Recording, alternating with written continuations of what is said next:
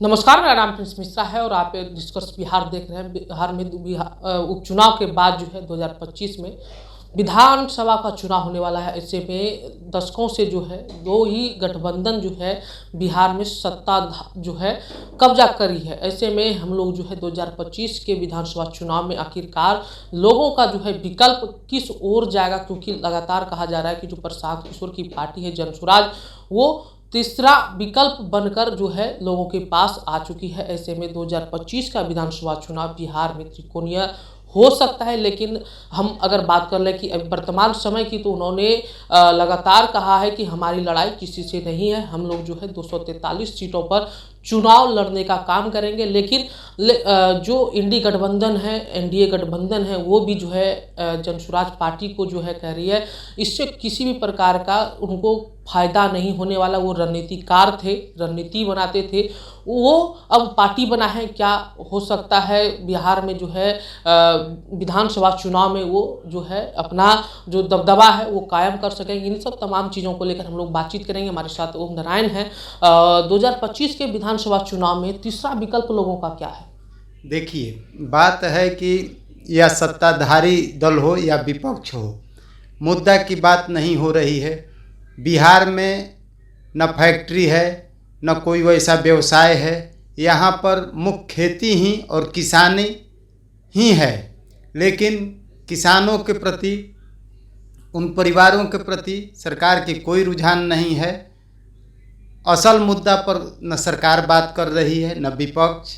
केवल एक पक्ष करता है जंगल राज की बात और दूसरी पक्ष सामंत शाह इसी तरह के। जबकि अगर देखा जाए तो बिहार के अंदर 1 एकड़, 2 एकड़, 3 एकड़ के किसान हैं, जिनका अगर सालों का जोड़ लिया जाए तो भरण पोषण उस ज़मीन से नहीं हो पाएगा।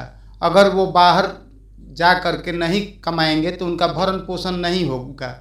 लेकिन सरकार न ऋण पर बात कर रही है किसानों के मुद्दा पर, न समय से पानी आ रहा है नहर में, और न ही कोई उस तरह का विकल्प सरकार कर रही है जिससे कि किसानों का कोई भला हो। हाँ, एक चीज़ जरूर कर रही है, बर्बादी के जितने भी हथकंडा हैं सत्ताधारी लोग अपना रहे हैं। लेकिन नीतीश सरकार तो दावा कर रही है ना कि 2025 का जो विधानसभा चुनाव है उसमें जो है एनडीए बढ़त बनाएगी। और लगातार नीतीश कुमार कह रहे हैं कि 2005 के बाद जो स्वर्णिम काल बिहार ने देखा है वो जनता जान रही है। 2025 में फिर से जो है नीतीश कुमार को ही मुख्यमंत्री बनाएंगे। हाँ, ये तो हथकंडा वो ठीक कह रहे हैं। किस बल पर कह रहे हैं हम भी नज़र उठाकर देख रहे हैं कि जितने भी अपराधी हैं एनडीए में किसी न किसी रूप से या विपक्षी दल जो है उसमें बरकरार हैं। वही दम दिखा करके, वही धौंस दिखा करके बिहार की जनता को डरा धमका करके और चाह रही है सरकार के सत्ता में कायम रहें। लेकिन नया आगाज हो चुका है। तीसरा विकल्प बिहार को दिखाई दे रहा है। जनसुराज नाम का एक पार्टी जो कि आ गई है। हमें 110% जहाँ तक उम्मीद है कि जनसुराज अच्छा भविष्य लेकर आई है और जनसुराज अच्छा प्रदर्शन रहेगा। उम्मीद है कि सरकार भी स्थापित कराने में जनसुराज का अहम भूमिका होगी। बिहार में जाति आधारित जो है राजनीति काफ़ी होती है। कुशवाहा समाज के लिए कुशवाहा उम्मीदवार होना चाहिए, सवर्ण जाति के लिए सवर्ण उम्मीदवार होना चाहिए, पिछड़ी जाति से अगर है तो पिछड़ी जाति का उम्मीदवार होना चाहिए। तो जाति फैक्टर को जनसुराज तो नहीं मान रहे हैं, लेकिन वो कह रहे हैं कि हम लोग जो है 43 या 40 के आसपास जो है मुस्लिम कैंडिडेट उतारेंगे। क्या जनसुराज आप जनसुराज पार्टी की बात कर रहे हैं, तो कहीं ना कहीं जनसुराज भी उसी जो है जाति आधारित राजनीति पर उतरे हैं? नहीं, देखिए, जनसुराज का अभी तक तो ये चीज़ नहीं दिखाई दे रहा है। लेकिन सत्ताधारी दल हो या विपक्ष हो, उनमें तो कूट कूट के यही भरा हुआ है। आज 50 वर्षों से बिहार की आम जनता को ठगने की काम कर रही है। विकास 0/0 है। केवल 2 ही मुद्दा है। एक तरफ सामंतवाद की बात कही जाती है, खटिया और चप्पल की बात कही जाती है, और दूसरी तरफ मारकाट की गुणगान गाई जाती है। अब कब तक आप लोग बर्बाद करेंगे? 2 पीढ़ी तो बर्बाद हो चुकी, तीसरी जवानी के कगार पर है। क्या ये भी आप लोग खो देंगे? बिहार की जनता को अब जागने की ज़रूरत है। पलायन करके और मजदूर शब्द कहे जाने की ज़रूरत नहीं है। बिहार में ही वैसा विकल्प खोजिए कि बिहार के लोग बिहार में गर्व से रहें और अपनी भविष्य को यहीं पर बरकरार रहें। मजदूर शब्द कब तक कहवाइएगा बिहार को? बिहार से जो लोग बाहर जाते हैं उन दुर्दशा को अगर हकीकत समझा जाए तो हीन दृष्टि से देखा जाता है बिहार के लोगों को। भले ही लोग मंचों से हेलीकॉप्टर से दौरा करके चुनाव में कहते हैं कि नहीं ये करेंगे वो करेंगे, लेकिन 0/0 इन लोगों का करनी और कथनी में अंतर होता है। तो क्या लगता है 2025 का जो विधानसभा चुनाव होना है उसमें प्रशांत किशोर अभी भी अपने चारों उपचुनाव जो हो रहे हैं उन पर अपनी उम्मीदवारी उतारे हैं।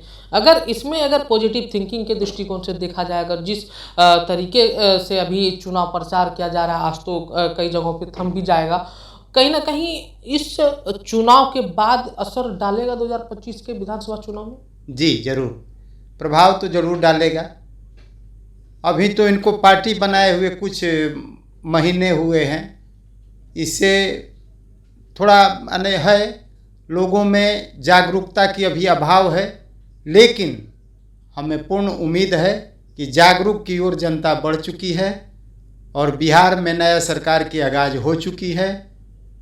सफलता की ओर है जनसुराज। हमें 110% भविष्य दिखाई दे रहा है। तो आपने सुना जिस तरीके से लगातार अभी बिहार में उपचुनाव के बाद 2025 का जो विधानसभा चुनाव है उसकी तैयारी सभी पार्टियां जो है जोरों शोरों से कर देगी, लेकिन जनसुराज जो कह रही है कि हम लोग जो है 2025 के विधानसभा चुनाव में 243 सीटों पर अपने उम्मीदवारों को उतारेंगे। लेकिन वहीं अगर एनडीए और इंडी गठबंधन की बात कर लें तो वो लोग भी कह रहे हैं कि हमारी सरकार 2025 के विधानसभा चुनाव में 220 सीटों से लेकर 230 सीटों पर जाकर जो है जीत हासिल करेगी। लेकिन जनसुराज कहीं ना कहीं अब एक उभरता हुआ जिस तरीके से पार्टी कही जा रही है, कहीं ना कहीं हो सकता है बिहार में अगर कुछ सीटों पर भी अगर जनसुराज जीत हासिल कर जाती है तो वो जनसुराज पार्टी जो है वो सरकार की भूमिका में आ सकती है। ऐसे में आप लोगों की क्या प्रतिक्रिया होती है कि 2025 का जो विधानसभा चुनाव है आखिरकार विकल्प लोगों का क्या हो सकता है? जिस तरीके से लगातार दशकों से 2 गठबंधन ही बिहार में राज कर रही है, 2 गठबंधन का ही सरकार चल रही है। अब जो है लोग कह रहे हैं कि जो अब हम लोगों ने जो स्थिति देखी है बिहार की अब उसको बदलने की ज़रूरत है। तो कहीं ना कहीं इन चीज़ों को लेकर आपके मन में जो प्रतिक्रिया चल रही है हमारे कमेंट बॉक्स में जरूर बताइएगा। फिलहाल के लिए धन्यवाद।